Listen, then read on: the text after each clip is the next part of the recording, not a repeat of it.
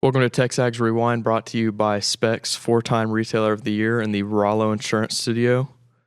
We had a pretty good episode today. I think my favorite part was probably Josh Pate, just because I've been watching his show a lot lately. We also had Jake Crain on, as well as Charean Williams in the OB Go Hour, which is a lot of fun. So number 5 is Texas A&M. It's Texas A&M. Well, yeah. That's interesting. I don't know if I would put them at number 5. I think that is certainly their potential. And they probably have a lot less questions than some of these other teams. They got questions. I'm not saying that they don't have, but I think we've seen they just need to improve in certain areas. There's not new people, and I know there's a lot of new people on the defensive line, sure. But some of the other positions, offensive line, quarterback, I don't need to see that much more from the wide receivers. I don't need to see much more from the running backs. I think they're solid there. Well, I've been saying for a while, I expect A&M's going to average between 30 and 35 points a game. I, for one, am very high on Marcel Reed because I'm expecting him to get better as a passer, and I love what he can do off schedule. Casey Concepcion, Mario Craver, they've added some speed to the receiving cores. We all know the offensive lines come back intact.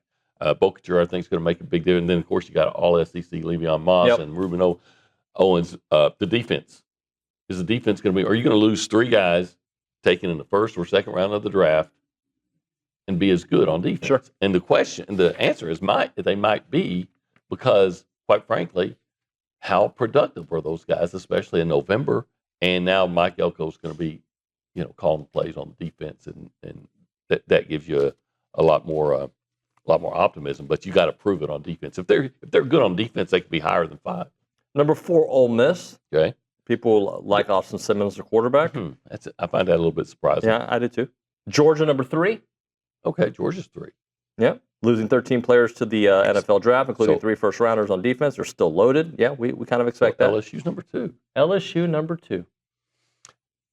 They really like what they've done in the portal. Didn't they just pick up another DB this week? I believe they did, a 4-star. So they're excited. And then Texas, number 1. I don't think LSU's going to be bad.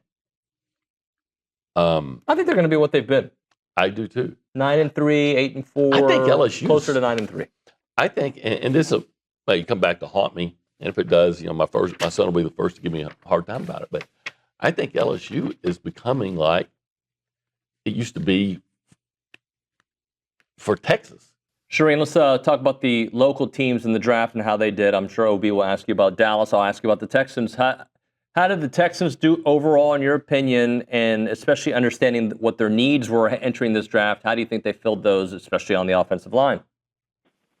Yeah, I think they had one of the better drafts. If you're going to, you look around at people who rank. Now, we never know, but when you start ranking what they did and the grades that they got, they had one of the better drafts of any team. There's no question about that.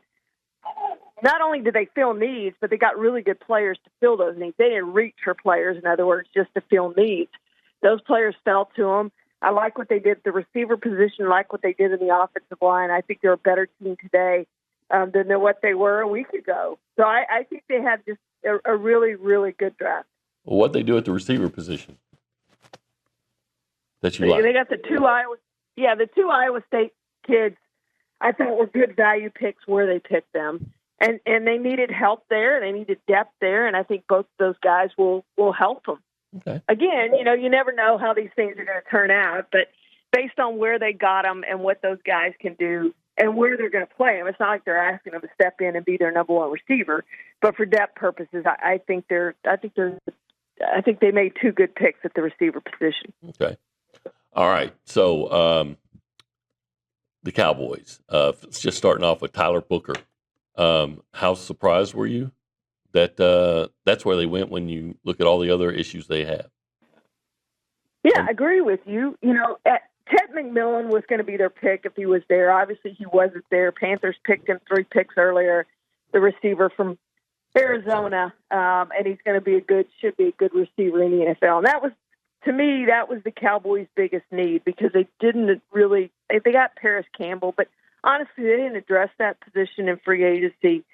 And I just thought they needed the most to help their So if those weapons turn out to be what you're talking about for Penn State, they got 2. They thought they had 3 and ended up being 2. What could that do for Marcel in this offense?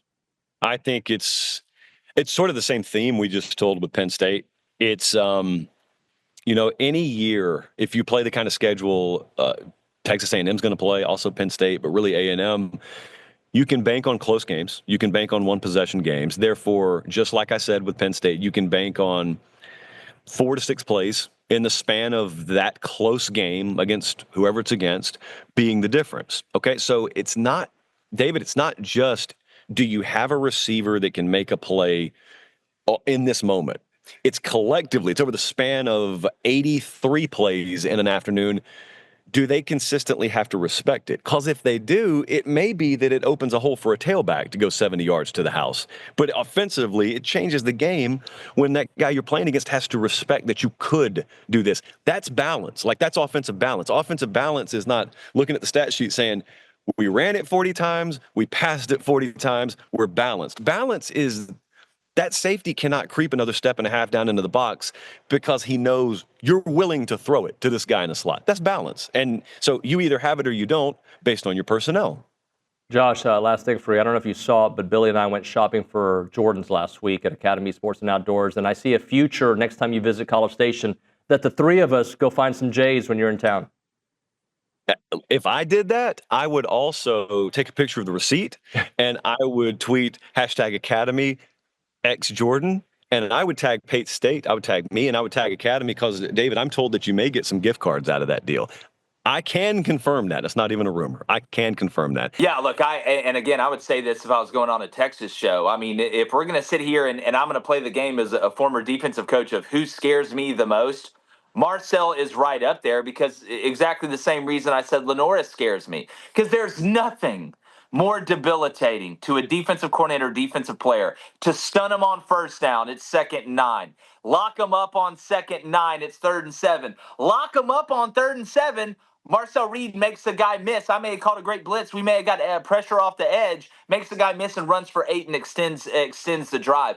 But again, what I want Marcel to make sure, and I know Coach Klein's going to do a hell of a job with him. I got a lot of respect for Colin, but don't do what Jalen Milroe did last year at points. You don't have to be some brilliant pocket passer all the time to say, I'm not just a runner, I'm a talented thrower as well. Let that happen. But if you read its man and their backs are turned and you can take off, bro, you can hit home runs from 70 yards out. Like, don't be something you're not. Be that versatile threat that's there. Say when, know when to say when, know when to take off, and protect yourself when you do take off. Because I'm telling you right now, that kid, he's got a lot of talent, man. He's scared. I mean, if I'm a DC, there's not a whole lot of great answers for him. He just got to make sure to stay true to himself. He don't have to be Drew Brees because he's more athletic than Drew. He can't throw it as well as Drew, but he's got other things that he can do to put more pressure on defenses and open it up for probably the best transfer nobody's talking about, or at least in our neck of the woods nationally, KC Concepcion. Like, get this man the ball. He is an absolute nightmare. I wanted him. I wanted Auburn to get him. Hey, Jake, we got about 45 seconds. I do want to respond to a tweet you had that, 100 dudes would stomp a gorilla. Yeah. I think 16 of those guys die in that battle. But yes, eventually the 100 men win. Yeah. No, look, we're going to take casualties. It's all about how we react when the first 5 get their arms ripped off. But it's like my brother said, 100 guys can take down a gorilla. You're just not going to like the way we have to do it. All right, guys, make sure to like, comment, and subscribe. Make sure to text us on the Zone or on the TexAgs website, or comment in the YouTube videos. It makes our job a lot easier.